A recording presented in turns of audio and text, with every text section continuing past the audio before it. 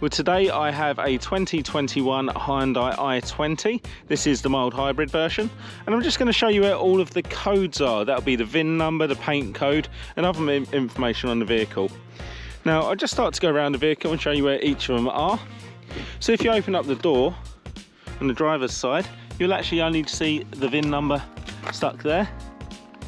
And what you'll notice is this sticker is actually stuck all the way around the vehicle. You can actually find it in most locations. There's not too much in the back doors, but if you go to the boot, again, you'll actually see that VIN number sticker there.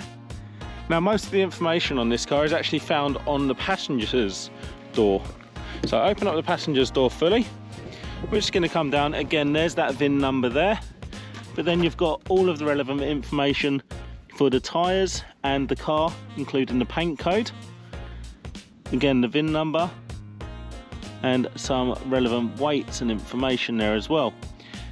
Now, one of the usual VIN number locations is still shown here, which is just on the windscreen, just down there, and as you'll see, the VIN number matches up to all of the rest around the vehicle.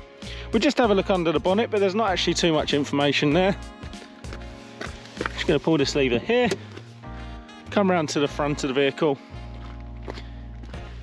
hand in above the Hyundai badge, lift that up, and we're going to put this bonnet stay in that hole there.